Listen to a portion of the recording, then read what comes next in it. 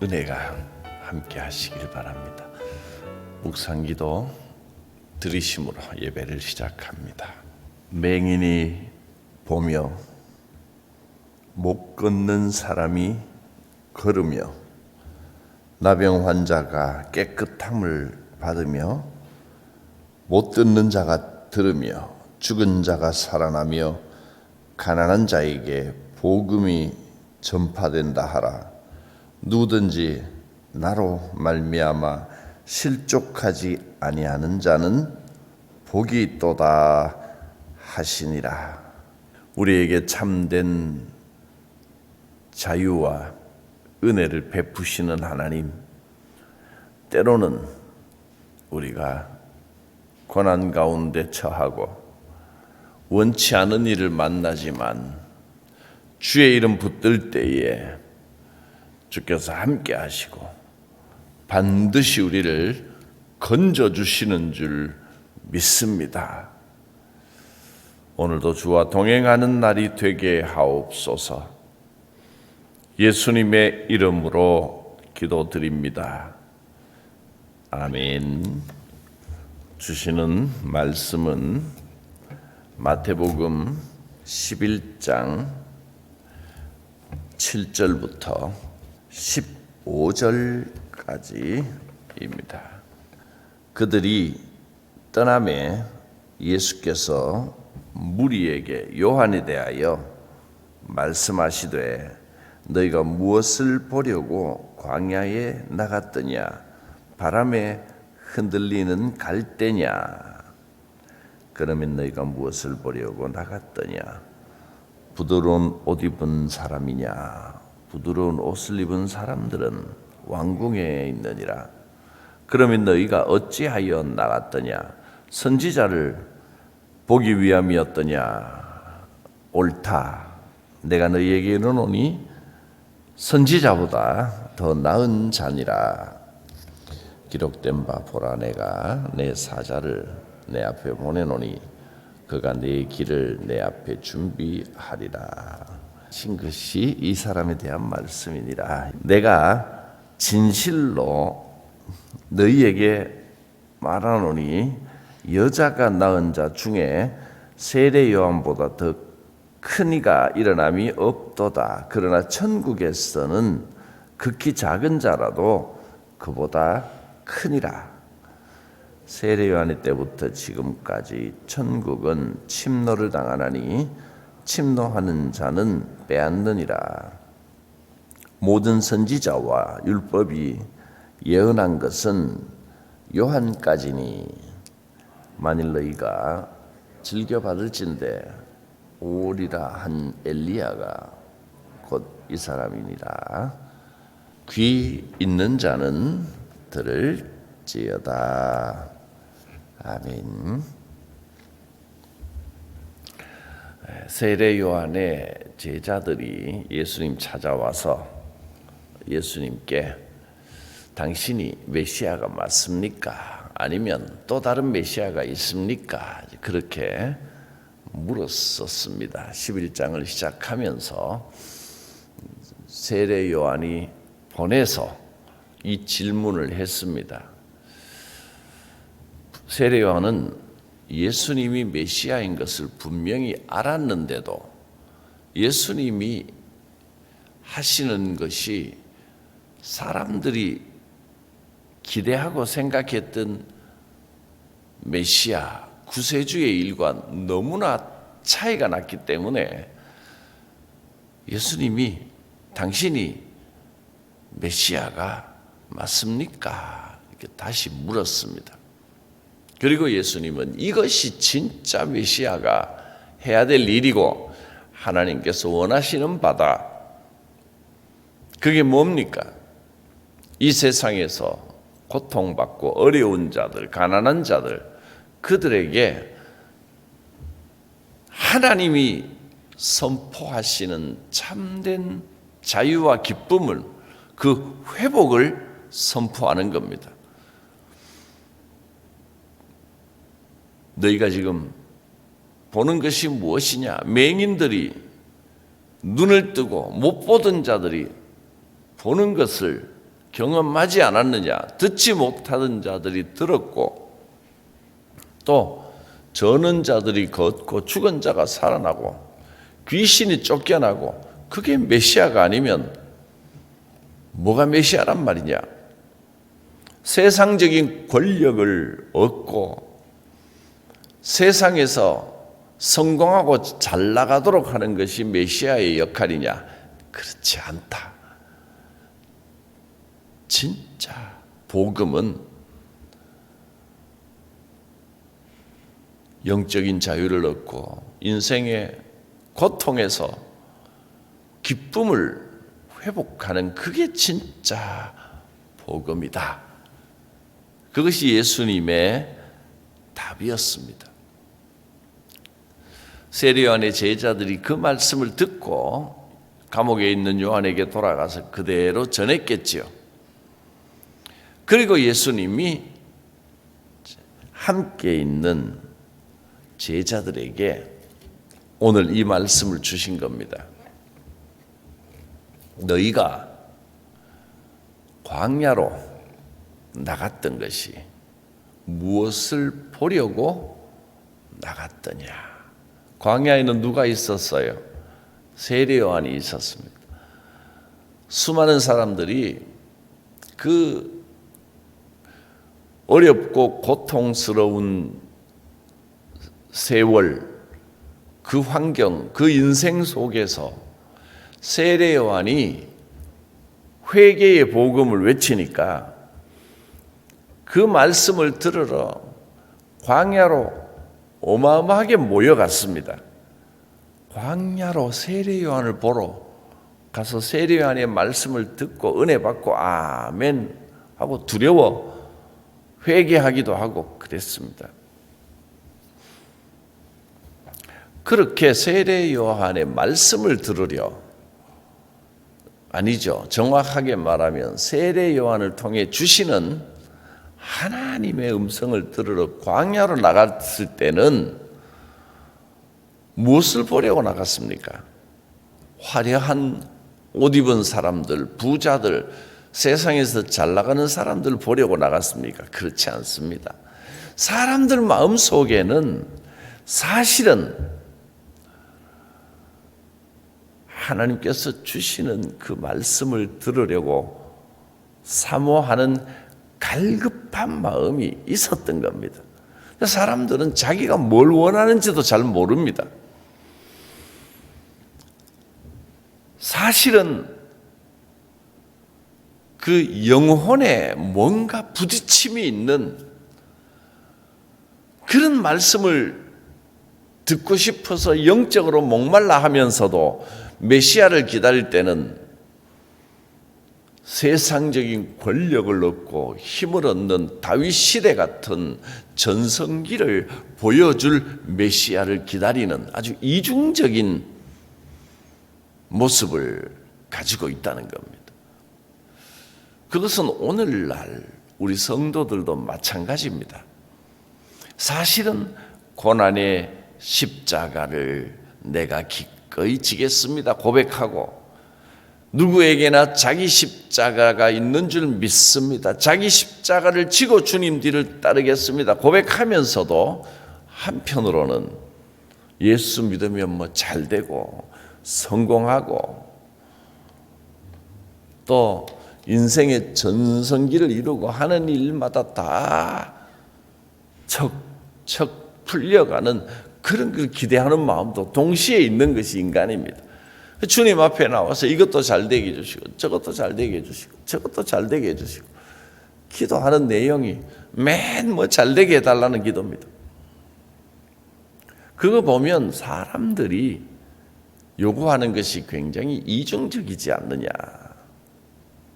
그게 딱히 잘못됐다는 것은 아닙니다. 나쁘다 뭐 이런 건 아니지만 우리가 정확하게 알아야 된다는 겁니다.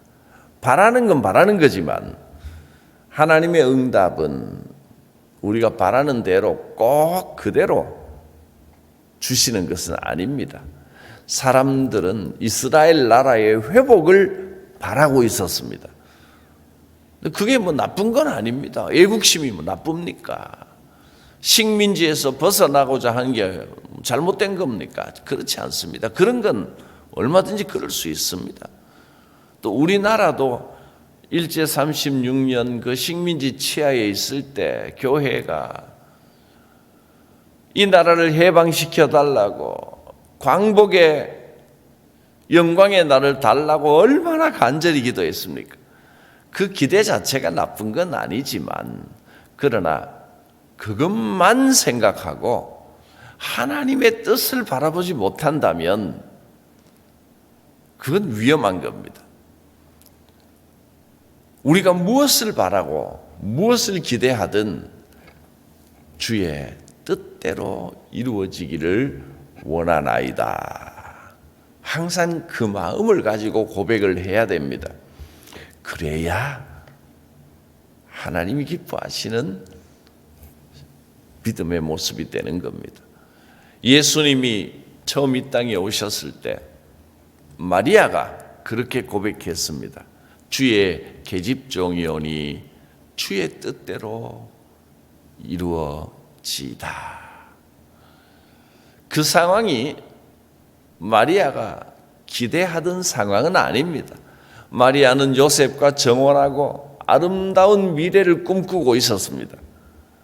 행복한 하루하루를 기대하고 있었는데 하나님은 사자를 보내어 네가 아기를 갖게 될 것이다. 성령으로 잉태할 것이다. 그 말이 얼마나 놀랍고 이상하고 무섭고, 그렇게 되면 무슨 일이 벌어질지 장담할 수가 없습니다. 이 아이를 낳을 수가 있을지 키울 수가 있을지 알 수 없습니다. 미래는 무시무시한 일일지도 모르지만 하나님께서 인도하신다면 좋은 길로 이끄실 줄 믿습니다. 나는 주의 것입니다. 주의 뜻대로 인도하시옵소서. 순종의 결단을 했을 때 그를 통하여 구주 예수님이 이 땅에 오시는 놀라운 하나님의 역사가 이루어졌습니다. 성공을 기대하고 잘 되기를 바라는 마음은 나쁜 게 아닙니다. 그렇게 기도합니다. 누구나 그렇게 기도하겠지요. 그러나 하나님의 뜻대로 되기를 원하나이다. 이것도 잊으면 안 된다는 것입니다.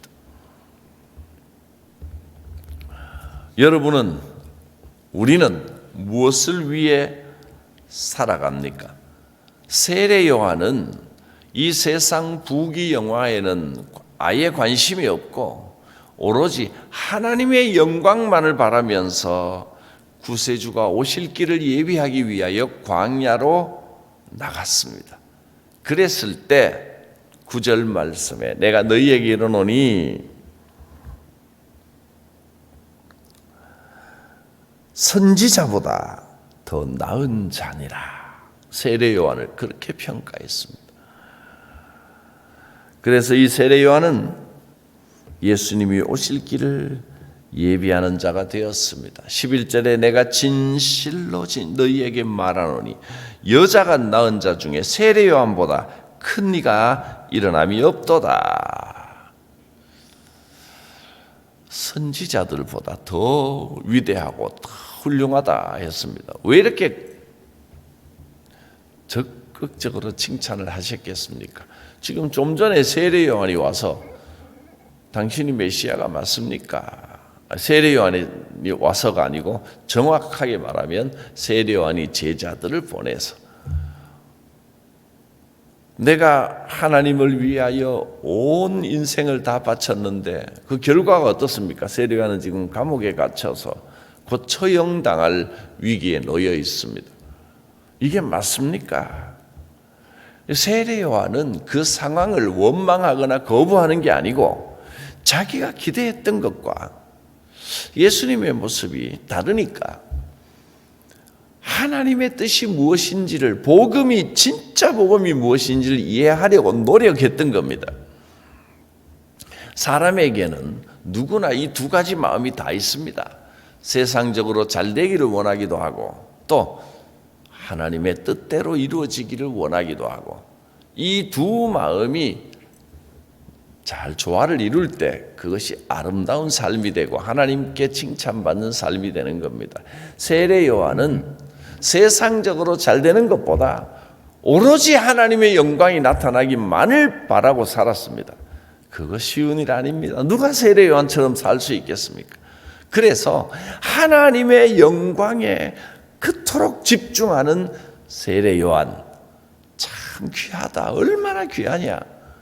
인류 역사상 그토록 하나님의 영광을 바라며 산 사람이 누가 있느냐. 여자가 낳은 자 중에 가장 위대한 자다. 정말 훌륭한 자다. 그렇게 세례 요한을 칭찬하고 인정을 하셨습니다. 하나님의 영광을 바라는 마음이 크면 클수록 주님의 칭찬을 받습니다. 그러나 우리가 어떻게 이 땅에서는 완전히 죽고 망가지더라도 나를 통하여 주의 영광만 나타나기를 원하나이다. 나는 병들고 아프고 지질이 고생하고 궁상하고 고난만 당하다가 내 자식의 자식까지 온통 고난만 당하고 죽도록 고생하기만 하고 오로지 그래서 주님의 영광만 나타나기를 원합니다. 그렇게 바라고 혹시 기도하시는 분이 있습니까? 내 자식이 하는 일마다 망하고 내 손자가 손대는 일마다 안 되고 나는 치질에도 복이 없고 궁상이고 그렇게 살기를 원하나이다. 그래서 하나님의 영광이 나타나기를 원하나이다. 혹시 그렇게 바라고 기도하시는 분이 있을까요? 있다면 세례 요한보다 나은 자니라 하실 겁니다. 그러나 사람이 그럴 수는 없습니다. 잘 되도록 성공하도록 형통하도록 기도하십시오. 그것도 되고 그러나 그것 때문에 하나님의 영광에서 관심이 떠나버리고 내 몸만 생각한다면 그건 잘못된 겁니다. 그건 죄가 되는 겁니다. 그러나 나를 통하여 하나님의 영광이 드러나소서 마리아와 같은 태도를 가지면 됩니다. 주의 계집종이오니 저 뜻대로 이루어지다. 이 믿음입니다. 오는 주일에도 아마 이 마리아의 고백이 선포될 겁니다. 이 아름다운 고백. 그런데 예수님도 이렇게 말씀하십니다. 세례 요한이 선지자보다 귀하고 여자가 낳은 자 중에 가장 위대한 자지만 천국에 가보면 천국은 어떤 곳입니까? 천국에서는 11절 그러나 천국에서는 극히 작은 자라도 그보다 크니라.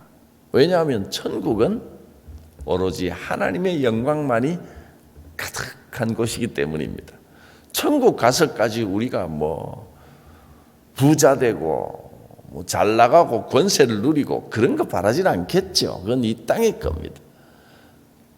천국에서도 서로 더 나은 미래를 위하여 경쟁하고 시험 봐야 되고 그렇지 않겠죠. 천국에서는 오로지 하나님의 영광만 가득합니다. 그래서 천국에서는 지극히 작은 자라도 세례 요한보다 더 크다. 왜냐하면 하나님의 영광이 가득하기 때문에 우리가 하나님 앞에 참 귀하다, 크다 인정받는 것은 바로 하나님의 영광에 있습니다. 얼마나 주의 영광을 사모하느냐, 그것이 우리가 가져야 할 삶의 모습이요 인생의 목적이 되어야 됩니다. 하나님의 영광을 위하여 열심을 내야 됩니다. 다른 데 열심을 낼 게 아니고 오직 하나님의 영광을 위해서는 열심을 내야 됩니다. 그래서 12절에 세례 요한 때부터 지금까지 세례 요한이 그렇게 하나님의 영광을 위하여 자기 것을 다 포기하고 그렇게 열심을 내서 아름다운 모습을 보여준 것처럼 세례 요한의 모습처럼 그렇게 천국의 일에 하나님의 영광을 위한 일에 열심을 내야 된다. 열심을 낸다는 말을 이렇게 표현했습니다. 천국이 침노를 당한다. 쳐들어간다는 겁니다. 하나님의 영광만이 가득한 그 천국 같은 삶을 위하여 침노한다 그랬습니다. 12절을 그대로 읽어보면 세례 요한 때부터 지금까지 천국은 침노를 당하나니 침노한 자는 빼앗느니라. 그렇게 열심을 내면 반드시 얻게 된다 하셨습니다. 다른 데 열심 내지 말고 내가 뭐 잘할 수 있다. 내 뜻대로 해야 된다. 내가 이만큼 기여하고 이만큼 봉사했다. 그런데 열심 내지 말고 열심의 주인공이 내가 되지 말고 하나님의 영광을 위한 열심을 내야 됩니다. 그게 하나님께 칭찬받는 일입니다. 제가 늘 너무 열심히 하지 마세요라는 말은 진짜 열심히 하지 말라는 뜻이 아니라 내가 주인 되는 열심을 내려놓고 하나님의 영광을 위하여 열심을 내야 됩니다. 그래야 하나님의 칭찬을 받습니다. 그런 뜻입니다.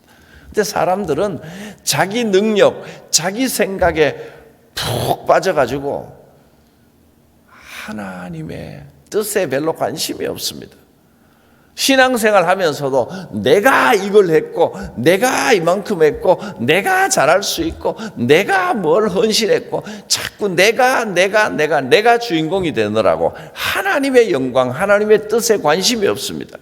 여러분, 나의 열심은 이 땅의 것입니다. 하나님의 뜻을 따르는 열심이 돼야 됩니다. 그래서 이후 나오는 말씀, 이제 다음 주에 또 살펴보겠지만 뭐라고 하시느냐면 이 세상을 뭐에 비유하면 좋을꼬? 피리를 물어도 춤출 줄 모르는 세상이다. 하나님이 음악을 들려주는데 그게 맞춰서 해야 되는데 사람들은 자기 나름대로 자기 춤을 추고 있는 겁니다. 춤추면 흥겹고 다 좋은 것 같지만 잔치 자리에서 흥을 돋구고 춤추면 다 좋은 것 같지만 여러분 자기 춤 추면 안 됩니다. 하나님이 음악을 들려주고 피리를 부시면 하나님의 음악에 맞춰서 춰야 되는데 하나님은 다른 음악을 추는데 음악에 하나도 맞지 않는 자기 춤을 추면 그 얼마나 우스꽝스럽겠습니까? 자기 열심만 내는 사람은 이와 같다는 겁니다. 잔치집에서는 기뻐하지 않고 초상집에서 슬퍼하지 않고 반대로 된다면 참 난감한 일입니다. 하나님의 영광에 관심 가져야 됩니다. 하나님의 뜻에 맞는 열심을 내야 됩니다. 그럴 때 성령의 역사가 나타납니다.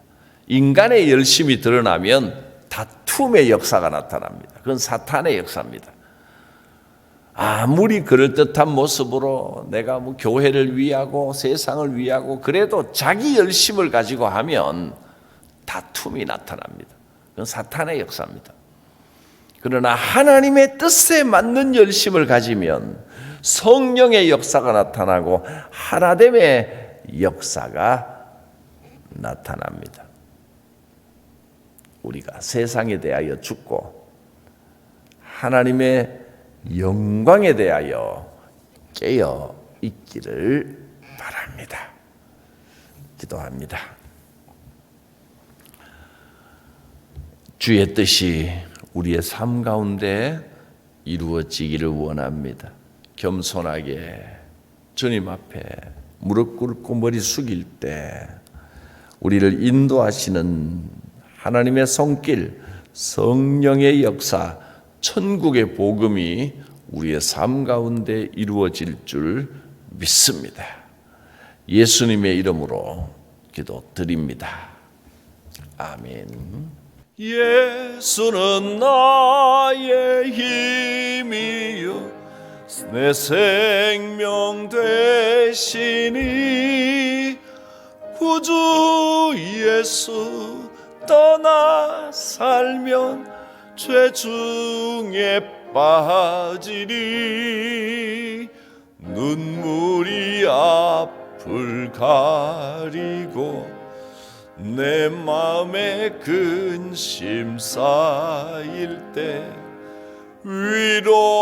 위로하고 힘주시리 주 예수.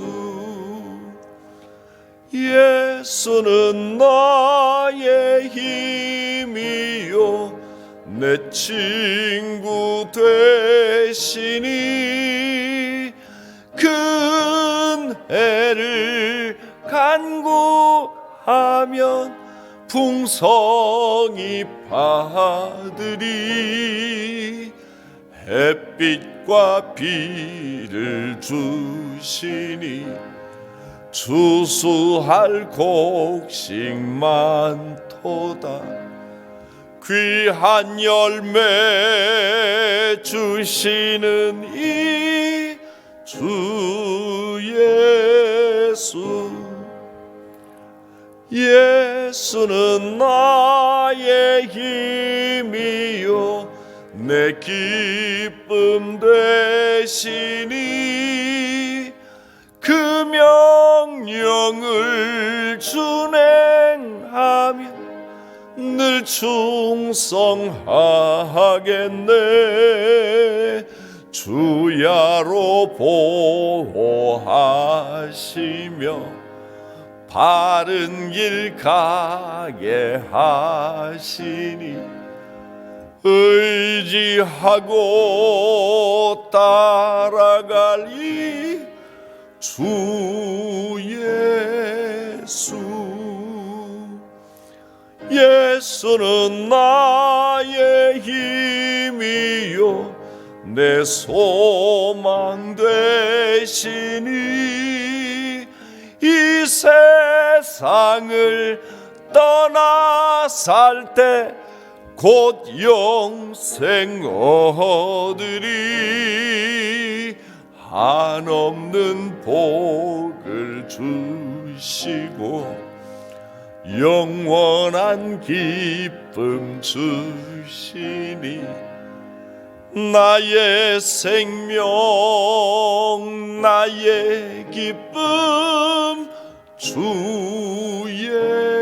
예수. 주님 가르치신 기도드립니다.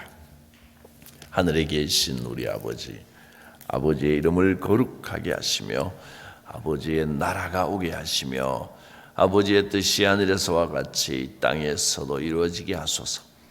오늘 우리에게 일용할 양식을 주시고 우리가 우리에게 잘못한 사람을 용서하여 준 것 같이 우리 죄를 용서하여 주시고 우리를 시험에 빠지지 않게 하시고 악에서 구하소서.